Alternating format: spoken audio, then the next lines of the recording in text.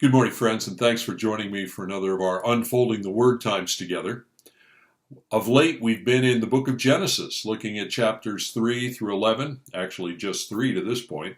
But in that study, we're going to be uncovering those foundational principles that help us to make sense out of the world in which we find ourselves and to make sense out of our own lives. Today, I'd like to be reading from chapter 4, verses 1 and 2. Now Adam knew Eve his wife, and she conceived and bore Cain, saying, I've gotten a man with the help of the Lord. And again she bore his brother Abel. Now Abel was a keeper of sheep, and Cain a worker of the ground.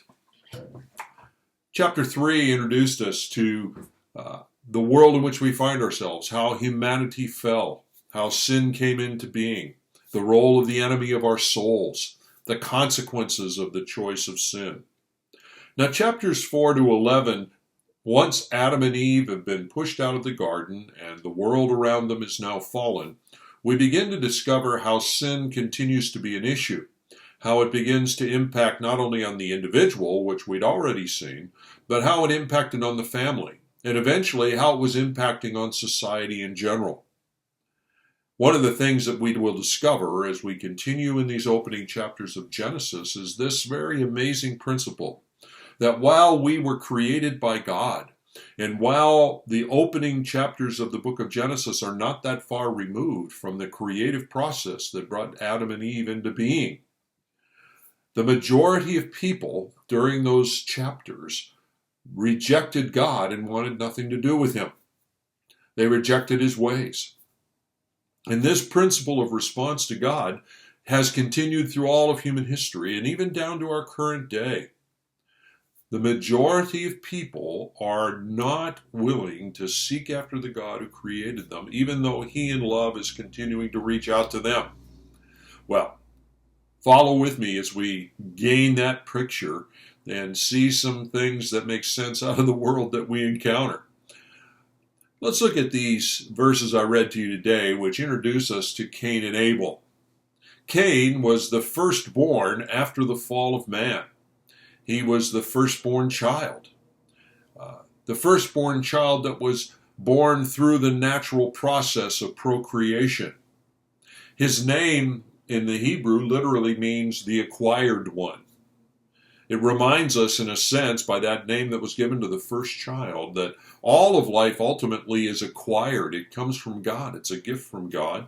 Certainly that's the picture in Psalm 139, isn't it, of him knitting us together in the womb, that all of our days are planned for us by the Lord. Eve understood this, and she, in response to bearing Cain, said, I've gotten Cain with the help of the Lord. In other words, while there's a natural process going on here, it's a process not disconnected from the God who's really there. And he was involved in helping this to occur. Now, this is kind of an amazing thing when you consider it, when you realize that Cain was the very first birth that was seen on the earth. You remember Adam, already existing, but was created by God from the dust. Eve was created by God from the rib of Adam. But childbirth is God's normal pattern. It was the way in which he intended humanity to continue to procreate and populate the earth and live throughout the centuries. Cain was the first expression of that. He was the first childbirth. He was the first human being that was conceived in a womb, grew to maturity in that womb, was delivered as a baby, and then grew as a child into an adult through the normal human process.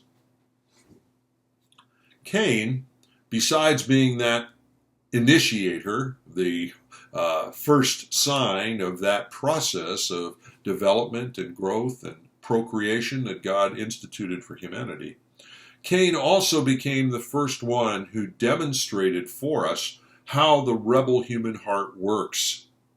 He fleshed it out for us, and we see it here at the very beginning of the scriptures. He fleshed out how human pride leads a person to determine to deal with God on their own terms rather than God's terms. how human pride leads a person to want to come to God on their own terms rather than God's terms.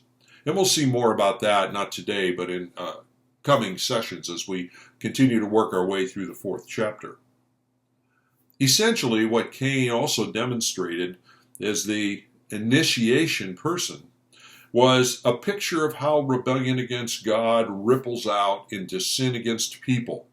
And then ultimately, how that type of sin, having its root in rebellion against God, ripples out and impacts on a fallen society.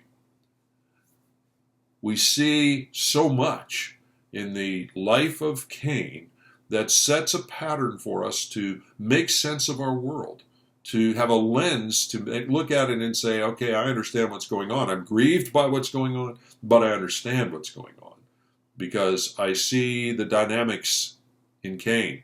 God laid them out for us at the very beginning of time, helping us to understand the nature of sin in this world. Now, the other person that we encounter here was the second-born, Abel. Eve bore Abel. We're not sure how much later that birth occurred than the birth of Cain. It's not designated here. But nonetheless, she bore Abel. Now, Abel's name, interestingly enough, in the Greek, means literally breath or vapor.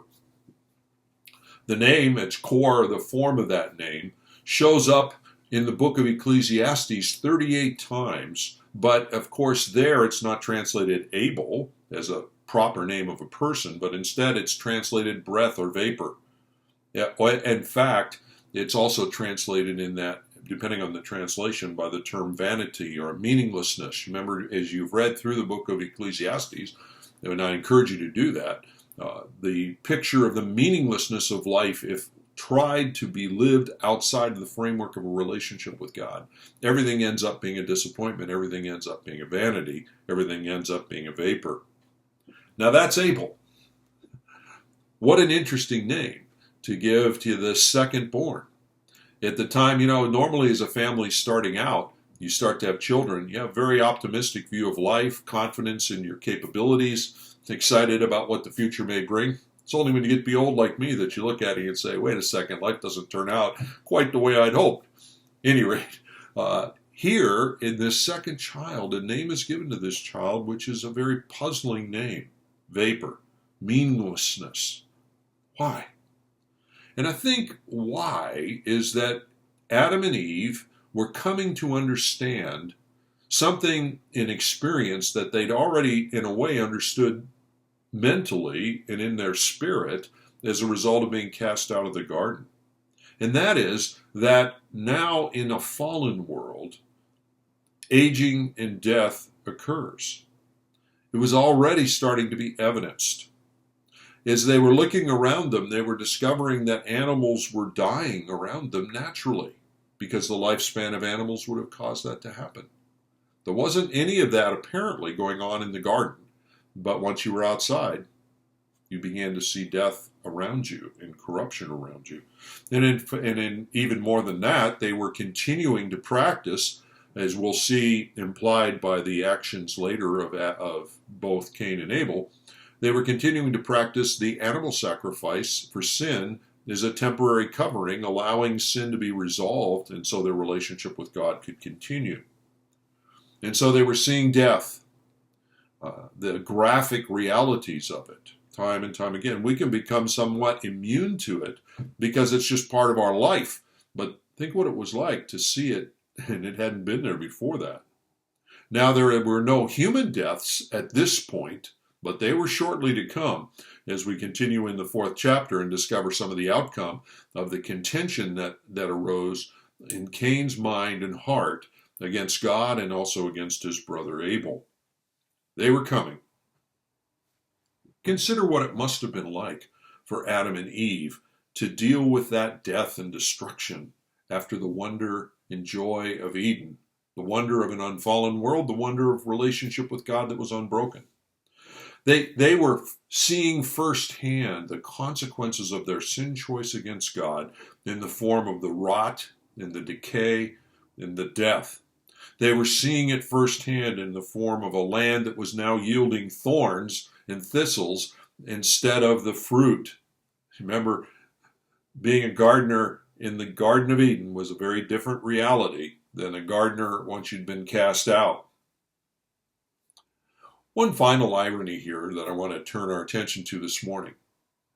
Despite being a vapor, despite Abel being given that name of breath or vapor or vanity or meaninglessness, the Bible tells us that this episode that unfolds in the 4th chapter related to Adam and Eve and Cain and Abel still speaks to us.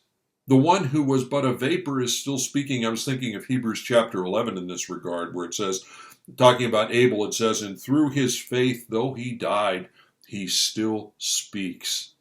It was God's intention that the breath or vapor one would speak through all of recorded history, speaking to us of the wonder and importance of coming to God God's way, no matter what the cost of it. Now, much more about that as we continue on in our study. Join me tomorrow, won't you, as we continue to look at these opening portions of the 4th chapter of Genesis. God bless.